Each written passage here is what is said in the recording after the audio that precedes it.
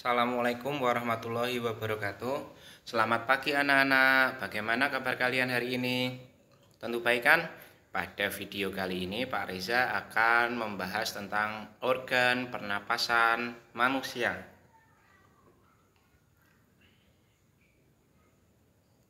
Selanjutnya, sistem pernapasan manusia.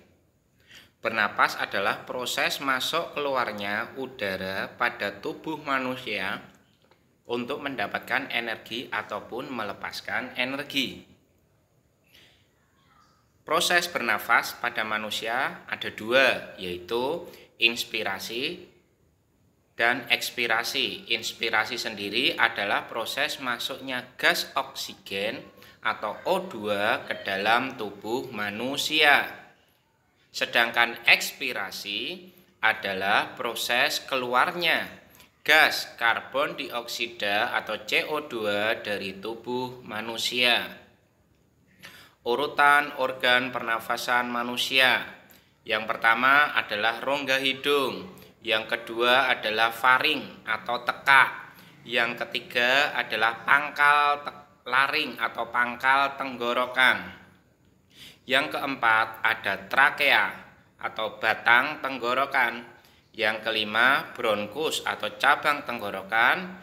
Yang keenam bronkiolus atau cabang bronkus. Cabang bronkus ini berada di dalam paru-paru. Dan selanjutnya yaitu paru-paru. Di dalam paru-paru terdapat bronkus dan ujungnya ada gelembung-gelembung udara kecil yang bernama alveolus. Seperti itu. Nah, gambarnya seperti itu. Ada hidung, ada faring, ada epiglotis, ada laring, ada pita suara, trakea, bronkus, dan diafragma. Ada juga paru-paru. Selanjutnya, sistem pernapasan manusia terdiri dari seperti yang Pak Reza terangkan tadi. Ada rongga hidung, yang di dalam rongga hidung ada rambut hidung dan selaput lendir. Ada faring atau nama lainnya tekak. Ada laring atau pangkal tenggorokan. Ada trakea atau nama lainnya batang tenggorokan. Ada bronkus dan bronkiolus. Bronkus sendiri adalah cabang tenggorokan, bronkiolus adalah cabang dari bronkus. Ada paru-paru. Dalam paru-paru ada alveolus. Nah, yang pertama adalah rongga hidung. Pada rongga hidung terdapat satu, rambut hidung atau rambut halus yang berfungsi untuk menyaring udara yang masuk ke dalam rongga hidung. Untuk menyaring udara yang kotor ataupun udara yang masuk, kan biasanya udara membawa kotoran. Jadi udara yang masuk ke dalam rongga hidung itu akan disaring oleh namanya rambut hidung. Yang kedua, di dalam rongga hidung terdapat selaput lendir yang berfungsi untuk mengatur suhu dan kelembapan udara yang masuk ke dalam hidung. Jadi selaput lendir sendiri berfungsi untuk mengatur suhu dan kelembapan udara yang masuk ke rongga hidung. Nah, berikut rongga hidungnya. Selanjutnya, faring. Faring atau disebut juga tekak merupakan persimpangan antara saluran rongga hidung dan saluran rongga mulut. Jadi antara hidung dan mulut itu ada pertigaannya ataupun ada saluran tembusannya yang biasa disebut faring. Maka dari itu kita kadang bisa minum dari hidung ataupun ada pesulap yang bisa memasukkan ular dari hidung keluar dari mulut. Seperti itu karena itu ularnya melewati faring atau nama lainnya tekak. Nah, faring gambarnya seperti itu. Selanjutnya, laring. Laring adalah pangkal tenggorokan. Di dalam laring terdapat pita suara dan beberapa otot yang mengatur ketegangan pita suara sehingga dapat menghasilkan bunyi atau dapat menghasilkan suara. Laring berfungsi untuk menyalurkan udara dari faring ke trakea karena faring ini berada tepat di antara faring atau tekak dan trakea atau batang tenggorokan, karena laring sendiri nama lainnya adalah pangkal tenggorokan. Di dalam laring terdapat selaput tipis yang dapat membuka tutup otomatis yang disebut epiglotis. Epiglotis ini berfungsi untuk apa toh? Epiglotis ini dapat membuka menutup. Saat kita bernapas, maka epiglotis akan menutup bagian atau akan membuka supaya udara dapat masuk ke tenggorokan. Tetapi ketika kita makan, epiglotis tersebut akan menutupi tenggorokan kita supaya makanan yang kita makan tidak masuk ke tenggorokan kita. Terus apa yang terjadi Pak Reza ketika makanan itu masuk ke tenggorokan kita? Kalau seumpamanya kita tidak sengaja makanan kita masuk ke tenggorokan, kita akan tersedak atau keselak. Mungkin kalian pernah ketika keselak atau tersedak, nah itu makanan akan didorong. Makanya langsung kalian batu gitu. Nah itu karena itu tadi epiglotisnya kaget, belum menutup tapi kalian sudah makan makanan atau memasukkan makanan ke dalam saluran itu tadi pencernaan, tapi malah masuknya ke saluran pernafasan, laring. Selanjutnya trakea. Trakea atau disebut juga batang tenggorokan.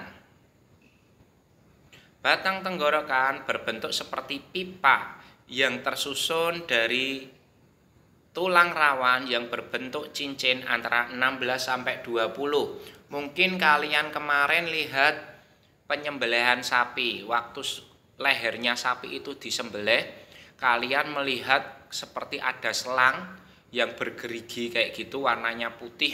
Nah, itu adalah trakeanya sapi. Nah, di dalam tubuh manusia juga ada trakea atau batang tenggorokan. Kalau kalian pegang leher kalian, di sini kayak ada istilahnya kayak ada selang di dalam leher kalian yang berbentuk bergerigi seperti itu. Yaitu tadi batang tenggorokan adalah berbentuk seperti pipa yang tersusun dari tulang rawan yang berbentuk cincin antara 16 sampai 20 cincin.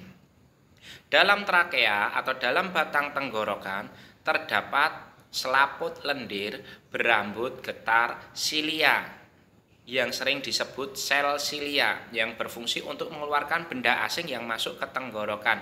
Jadi di dalam trakea sendiri atau di dalam batang tenggorokan sendiri juga terdapat selaput lendir, tapi ini berfungsi untuk mengeluarkan benda asing yang masuk ke dalam tenggorokan.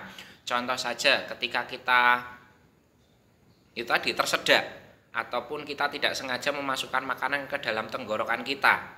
Nah itu maka dari itu leher kita atau tenggorokan kita akan mendorongnya langsung keluar. Kayak gitu. Nah, keluarlah makanan yang masuk ke tenggorokan itu. Siapa yang mengeluarkan itu? Itu adalah selaput lendir berambut getar bersilia yang sering disebut sel silia yang berada di batang tenggorokan. Selanjutnya bronkus atau bronkiolus. Bronkus sering disebut cabang tenggorokan, merupakan percabangan trakea yang menuju ke paru-paru kanan dan paru-paru kiri. Jadi trakea kan panjang, terus ada pertigaannya, pertigaan menuju ke kanan dan pertigaan menuju ke kiri. Nah, itulah namanya bronkus atau cabang tenggorokan. Sedangkan bronkiolus adalah percabangan dari bronkus yang salurannya lebih halus dan dindingnya lebih tipis.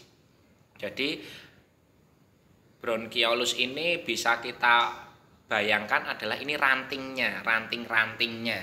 Itu nek trakea itu batangnya. Terus kalau bronkus itu cabang dari batangnya. Terus kalau bronkiolus itu ranting yang kecil-kecilnya. Nah itu. Selanjutnya paru-paru. Paru-paru terletak di dalam rongga dada. Paru-paru ada dua buah, yaitu paru-paru kanan yang terdiri dari 3 gelambir dan paru-paru kiri terdiri dari 2 gelambir. Paru-paru dibungkus atau diselimuti oleh selaput tipis yang disebut pleura. Di dalam paru-paru terdapat gelembung-gelembung udara yang disebut alveolus. Lah, poin kedua ini sering keluar, diingat-ingat ya anak-anak, di dalam paru-paru terdapat gelembung-gelembung udara yang disebut alveolus. Ini sering keluar di ujian nasional biasanya. Nah, terutama fungsinya. Alveolus berfungsi untuk tempat pertukaran gas oksigen dan karbon dioksida yang dibawa oleh darah menuju ke paru-paru. Jadi, karbon dioksidanya yang dibawa oleh darah kotor akan keluar atau akan diturunkan di paru-paru, di alveolus tersebut, dan oksigen yang ada di paru-paru akan numpang ke darah untuk diedarkan ke seluruh tubuh menjadi darah bersih. Seperti itu kurang lebihnya, besok di peredaran darah akan Pak Reza jelaskan. Fungsi alveolus apa anak-anak? Berfungsi untuk tempat pertukaran gas oksigen dan karbon dioksida yang dibawa oleh darah menuju paru-paru. Selanjutnya, pernapasan manusia itu ada dua, pernapasan dada dan pernapasan perut. Pernapasan dada adalah pernapasan yang terjadi di dalam dada dan dibantu oleh otot antar tulang rusuk. Sedangkan pernapasan perut adalah pernapasan yang terjadi atau menggunakan rongga perut yang dibantu oleh otot diafragma. Otot diafragma itu apa toh? Otot diafragma adalah sekat pembatas antara rongga perut dan rongga dada. Selanjutnya, perbedaan antara pernafasan dada dan pernapasan perut. Pernapasan dada menggunakan otot tulang rusuk, antar tulang rusuk, sedangkan pernapasan perut menggunakan otot diafragma. Saat inspirasi, pernafasan dada, otot antar tulang rusuknya terangkat. Rongga dada akan membesar atau mengembang. Sedangkan saat ekspirasi, pernafasan dada itu, otot antar tulang rusuk akan menurun. Sedangkan rongga dada mengecil atau mengempis. Selanjutnya, untuk pernafasan perut, saat inspirasi otot diafragma mendatar, rongga perut membesar atau mengembang. Rongga dada juga mengembang.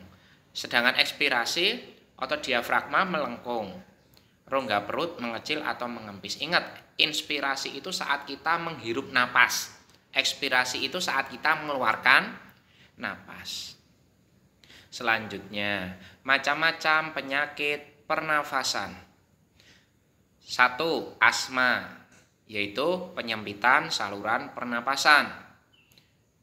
Selanjutnya ada influenza, yaitu penyakit pernafasan yang disebabkan oleh virus influenza. Ini menular atau flu. Nah, kalau flu makanya sering bersin-bersin kayak gitu. Kalau bersin ditutupi karena dalam air liur kita yang nyemprot saat bersin itu tadi terdapat virus yang banyak. Selanjutnya TBC atau sering disebut batuk rejan, yaitu penyakit pernafasan yang disebabkan oleh bakteri tuberculosa. Ini juga menular disebabkan oleh bakteri tuberculosa.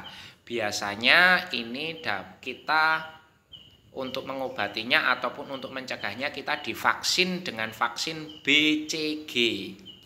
Ngoten, biasanya keluar di tryout kelas 6 ini.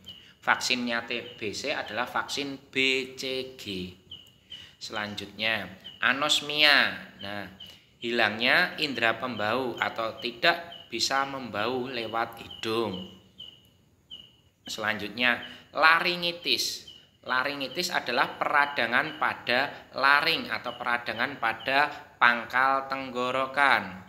Selanjutnya, pleuritis. Pleuritis adalah peradangan atau infeksi yang terjadi pada pleura atau selaput pembungkus paru-paru. Selanjutnya, bronkitis, yaitu peradangan pada bagian bronkus atau cabang tenggorokan. Selanjutnya adalah sinusitis, peradangan pada bagian sinus atau selaput lendir. Selanjutnya ada emfisema, yaitu penyakit hilangnya elastisitas alveolus. Jadi alveolus itu kan elastis, bisa mengembang, bisa mengempis. Tapi ini hilang elastisitasnya, jadi tidak bisa mengempis, condongnya adalah mengembang terus. Karena biasanya paru-paru penderita lebih besar daripada orang sehat, karena karbon dioksidanya yang ada di paru-paru tidak bisa keluar dari alveolus tersebut. Ini disebabkan karena biasanya asap rokok ataupun sering merokok, ngoten, ataupun terkena zat-zat kimia yang terkandung dalam rokok. Jadi tolong jauhi rokok. Selanjutnya, pneumonia, yaitu peradangan pada alveolus yang disebabkan oleh virus atau bakteri sehingga terjadi peradangan pada alveolus atau pada paru-paru. Biasanya juga pada alveolus ini, alveolusnya akan pecah dan menghasilkan air. Ciri-ciri pneumonia lainnya. Jadi peradangan pada alveolus yang disebabkan oleh virus atau bakteri sehingga terjadi peradangan pada paru-paru. Dan biasanya alveolusnya pecah dan akan menghasilkan air.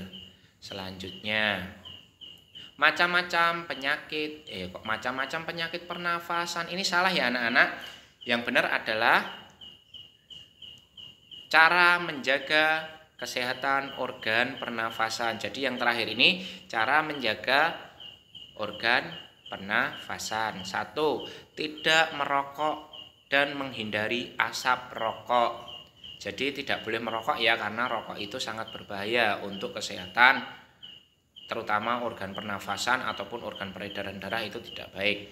Kedua, menggunakan masker di tempat yang berdebu. Kalau sekarang kemana-mana harus pakai masker kalau keluar, supaya tidak tertular oleh virus corona.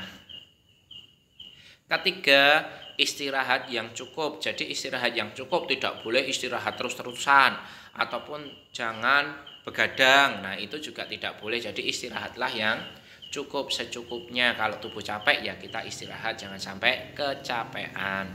Selanjutnya, olahraga teratur jangan terlalu berat atau melelahkan. Jadi olahragalah teratur, jangan olahraga terus-menerus ataupun olahraga sampai kecapean, itu tidak baik juga. Olahraga yang baik apa Pak untuk pernafasan? Lari, jogging, yoga, renang, seperti itu.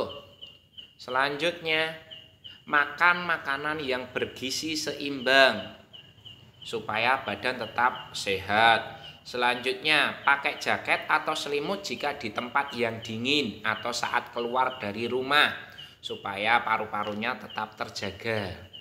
Selanjutnya, menghindari kontak langsung dengan penderita penyakit pernafasan yang menular. Contoh penyakit pernafasan yang menular apa Pak Reza? Ada TBC, ada influenza, ada COVID ataupun corona. Nah, itu kan juga menular. Jadi hindari kontak langsung dari penderita yang menderita penyakit pernafasan menular. Seperti itu dulu dari Pak Reza, kurang lebihnya mohon maaf. Terima kasih. Wassalamualaikum warahmatullahi wabarakatuh.